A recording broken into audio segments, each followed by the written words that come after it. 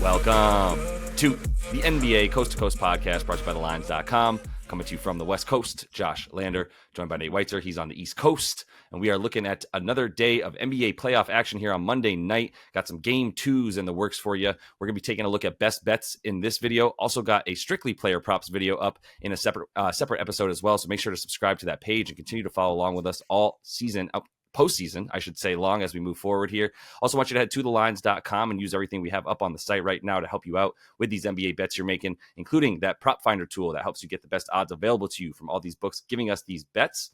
Nate, let's go ahead and get into your first pick here, something we're both looking at in that Cavs and Magic game, right? Yeah, I mean, the Cavs are so happy to not be playing the New York Knicks in the playoffs, and nobody is happier than Jared Allen, who's not getting tossed around by a healthy Mitchell Robinson like he was last playoffs. In fact, he's doing the bullying of this young Orlando team. So I will take just 10 rebounds in a win for Jared Allen is even money. I mean, the double-double will get you plus odds. I think you can probably look at 12 rebounds for maybe ladder that up, because we are talking about 18 rebounds in game one on 31 rebound chances, and he 31. Only deferred one. So he is out there eating glass. Like, Jonathan Isaac is awesome, but starting him at center might have contributed to that in terms of Allen just being able to grab every defensive rebound. And obviously Orlando's horrendous offense is going to contribute to that. I mean, maybe they won't shoot 32 and 21% again, but I mean, they're not going to be scoring in the paint very consistently against this team. We highlighted going into that game why the under was live, because they wouldn't really be able to score from the perimeter. They haven't all year, and you're not going to get paint points against this Cavs team when they're locked in. Paolo, 9 turnovers is something that should regress. Only 17 field goal attempts to at least getting shots up. More missed shots, more rebounding opportunities. I don't know where Jalen Suggs got his bravado to shoot 16 times, but 4 for 16. You tell me like that's going to regress positively, like maybe a little bit, but he's not a good shooter. Cole Anthony, Markelle Fultz going over. Yeah, I mean, in any case, there's going to be plenty of rebound chances in this game. In the regular season, Allen averaged about 10 boards on 15 rebound chances against them. 2.3 contested offensive rebounds per game on 6 chances. So he was getting it done on both ends. He has double-digit boards in 5 straight home games against the Orlando Magic and a double-double in 4 of those. And just like the Cavs here, I mean, Donnie looked pretty good and definitely engaged, and they all looked like they were very much, trying to put the bad taste of last year's playoffs behind them, be the bully instead of being bullied. And so I think the Cavs are going to go up 2-0 here. Fair point. I mean, my thing that we were talking about earlier is that I'm just, I'm a little bit weary of just being like, well, this just happened, it's going to happen again. All that said, for Jared Allen's boards, like that's a no-brainer, because even if those rebound chances go down by 10 and he's at 21 rebound chances, do you not like him to get 11 boards in that situation with like his better than 55% rebound chance success rate? I mean, it bodes to that he would continue to get those rebounds. As far as the Cavs, like I don't disagree. Like this could easily be a sweep or a gentleman's sweep if the Magic are as ill prepared from a just sort of like individual player standpoint. Not really like, they did anything wrong. Mosley definitely didn't do anything wrong necessarily, although I think he needs to be playing some offensive minded players a little bit more. And I know he put Jonathan Isaac into that lineup at the end, but that just continues to bode well for Jared Allen. Like if his matchup is Jonathan Isaac for 28 minutes, that's like 4 inches and probably like a good 45 pounds that he's got at that point. So I'll go ahead and keep taking Jared Allen to just be standing under the rim and dominating down low. And yeah, maybe there is a little bit of I'm not going out like I went out last year against that Knicks squad for Jay Allen. So we're both all over his rebounds continuing. At 11.5 is where you're gonna have to grab this. I think there might be 110.5 left if you want just the core bet without any kind of parlay. But the 10 plus and getting that all the way back to basically even money for him to just get 10 with the dub for that team. I like where your head's at with that one. My bet here is going to be in that Knicks game for the first one, and I'm taking an under in 209.5. And look, I actually took the over, if you'll remember here in this last game. A couple things though. One, Joel Embiid was definitely a little bit healthier for that game than I think we can assume he's going to be in this one, which is not going to bode well for offense in general, even though I still think that they're probably good to get their team total of like 101.5 or so. I still don't think that like the Knicks are going to shoot 40-something% from deep again. That's really what this bet is heavily predicated on, is like, look, Joel hobbled he's still doing his thing on defense, right? Like they're still dominating the paint. They're still sort of winning out they're winning. No, I'm sorry. They're not winning the rebound battle because the Knicks are crashing with like 4 dudes every single time a shot goes up. But he is still limiting their shots in the paint is what's key here. And he's still keeping them away from the basket on defense. So it's really his offense that seems to be suffering when he's hurt the way that he is, right? And had to come out. So I'm still going to ride with his defense being a huge part of this game and impacting it a ton. And like I said, for the Knicks, a lot of those shots were contested that they took. Unlike the Magic, by the way, who, if you go to the uncontested field goals for that team, they actually shot 12 of 51. 12 of 51 on what the NBA considers uncontested field goals. This Knicks team was taking some decently covered shots and still making all those threes. 3 for 6 for Bogey, 4 for 8 for Dante DiVincenzo. Miles McBride hit a couple. Josh Hart hit it. Like, yeah, they were just all over the place with that, man. And I don't think you can depend on that. Philly's 3-point defense is very good. And this Knicks team really is a jump shooting team at this point. And if they don't get offensive rebounds, they don't really get into the paint and score from there anymore. That was really Julius Randle doing the bulk of that work.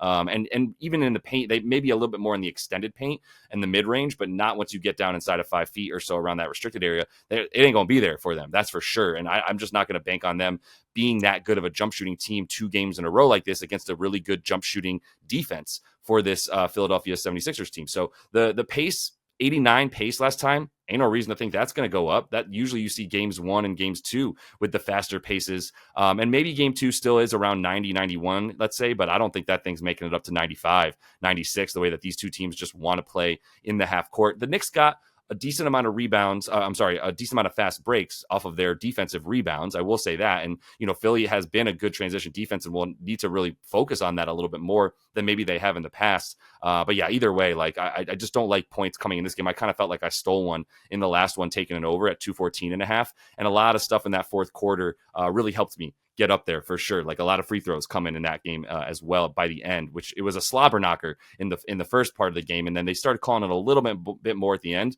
But you're also just going to see like Joel and the refs not want him to get taken out, I don't think. So you're probably not going to get very many foul calls on him, that kind of stuff moving. That's kind of where my brain's at as well with this game. Yeah, I mean, they held the Sixers to 79 points in consecutive meetings when they didn't have Embiid. So if he's not good to go, like, I would not expect the Sixers to hold up their end of the bargain against this really physical, good defense. And they did a great job on Brunson. I mean, everyone's expecting him to bounce back and probably score about 30, but that's probably comes with Nick Nurse making adjustments defensively too, to like Brunson was able to spray the ball out to these shooters to get great looks, right? And I mean, maybe he gets his, but the Knicks offense is not as effective as a whole as it was in game 1.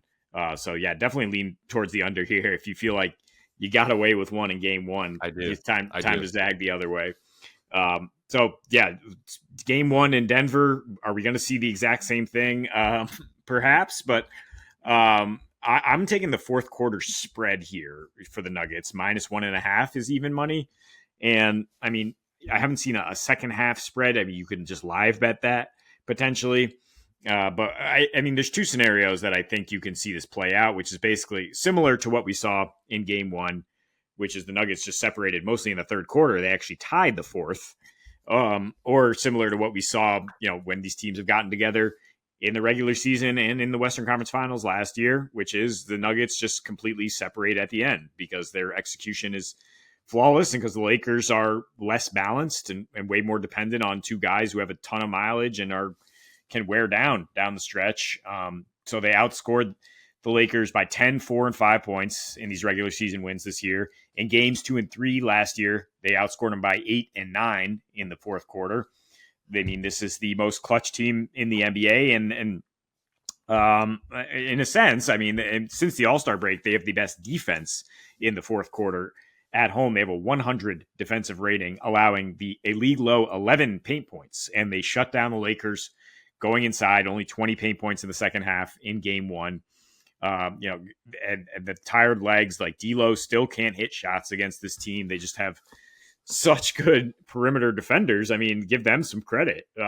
Also, Yep. the free throw rate seems to drop for the Lakers down the stretch in the fourth quarter versus what they do when they're aggressive early with LeBron leading the way.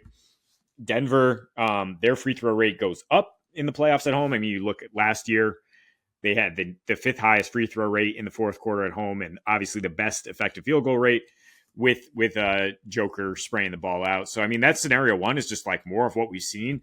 I think there's scenario two here, which is just the Nuggets roll in the first half and they're up big, and then the Lakers let go of the rope because this would now be 10 straight losses. And like you're not winning in Denver. They haven't won in Denver in 4 years, I believe. LeBron hasn't. And like, all right, pack it in, and like maybe we can hold serve at home, but like we just cannot beat this team. And then you're depending on like, will Mike Malone keep the starters in deep into the fourth quarter? Like usually in a playoff game, unless it's like 30 plus points, they will be out there. And I mean, you even look at these lineups though. Like, I mean, the Lakers have better bench players at face value, I guess. I mean, I can't even say that for sure, but if you look at the lineups, like without Bron post All-Star break, their two most common lineups, -8, -27 net. Denver's most common lineups without the Joker at home being the key. Like they're big negative on the road, but at home, +46 and +63 net. So Peyton Watson and Julian Strawther finishing this game. It could just be piling on because, like I said, Lakers might just be like, okay, on to game three and maybe not getting swept. Yeah.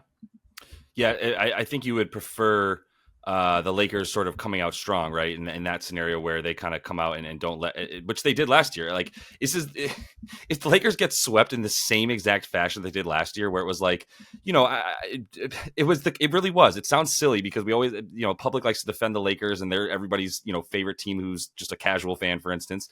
But like, really, like, that really was the best sweep of a team that ever got swept. I would have to imagine. Like, they looked the best of any team that's gotten swept. And it's because, in part, they came out in the next couple games that they still lost. After game one, took a beat down, came back. We're up in game two. We're up in game three. Like, it was the same scenario. And that Nuggets team was just like, basically just representing Jokic just loafing around until the backs were against the wall. And it was like, okay, now I'll be the best player in the league, I guess. He is inevitable. And take over. Yep. Yeah, he is inevitable. There's a really, really good storyline about that moving forward right now where Joker's just coming in quietly and doing his thing. But I'm going to close it out here with Max Strus. Over 9.5 points. I'm doing my cheating thing where I'm not taking a side or a total because the only one I feel good about is that under, honestly. But the stuff here for Strus, I wanted to sneak in an extra player prop because I really like Strus in this match once again. Now, I considered an under him for him in game one. And really, it's like I said, I'm kind of zagging after a zig. And so the 9.5 points for him now is at even money. So it's the same prop that it was in this past game. He had 5 points in the first quarter and then only took a few shots after that. And they didn't really need him as much. And they dominated the paint and they dominated pretty much the entirety of that game, especially on defense, and just didn't really rely on him. Thing is, he's guarding he's guarding Franz Wagner, so he's going to keep getting minutes. It has been determined that he is the number one defender for him. Played 32.5 minutes and really mirrored a lot of his time on the floor with Franz, and was like nobody guarded him for like a minute as the primary defender. And dude, Strus was on him for the majority of the time that he's on the floor. So there's that. There's the fact that like I think the big part of this sort of like coming back from where he was at in this matchup is going to be Strus taking a few more shots. Like 8 shots is what he took in this last game. But when he plays 30 minutes on the season, at least 30 minutes, not even 32, the 30 plus minutes, he normally takes 11 shots. So in all the games that he's played at least 30 minutes this season, he's averaging like 11.5 shots per game. So I think the shots will go up. I think it just really was a situation where it was like, well, we're good. Like, we're not even taking threes because we're just getting everything we want from down low. And the threes were not going in for the Cavs in this last game, which I don't know that it's necessarily going to get that much better for them. But I do think that at the very least, like, they have to sell out on Donnie a little bit more. Like, you can't let him drop 30 like with the ease that it seemed like he did in that last one. He got so many open shots above the break that it became a walk in the park for him during the rest of the game. So that's a big part of where I start with Strus is like, I think he's going to be somewhat of an outlet as the defense kind of gives a little bit more pressure to Donnie Mitchell and even to Darius Garland a little bit, who they definitely are making sure that he's kind of the point guard at this point. point. Like he's definitely the clear cut point guard. I would say is Darius Garland at this point, which should also help Strus get some of those assists off of that pressure that Orlando really plays on the ball handler in the pick and roll, right? So if they are going to pressure that up, I think he's going to be good for more like 10 field goals in the 32 minutes that he's playing, and that's really what I'm banking this on. So, and honestly, when he's gotten the 30 plus minutes this season, he's over 9.5 points in 14 out of the 18 games that he's played that many minutes, right? And this team ran a really deep rotation for everybody not named Donnie Mitchell or Darius Garland. When they have everybody, they run a really deep team, and they're still going to keep it to like 8 dudes. You know, they still run maybe a little bit bigger than like a Tibbs, for instance. But that does keep him in there for minutes, keeps him in there for the need for offense, as well as one of the few shooters that can play off of Donnie and Darius Garland at this point. Karis LeVert, not necessarily that going to be that. He's more of the point guard for the second unit at this point, and they're really using him in that sense. So he's not coming in and taking anything from Strus. There's no reason to think that he's not going to keep getting that, like I said, 30 to 33 minutes, 35 minutes at times when he's the best defender on Franz. Then you add the norm. Like I think this was a little bit of an outlier for the context of him getting that many minutes and the amount of shots that he took. So I'm going to bank on that kind of reversing back to the norm here in this one.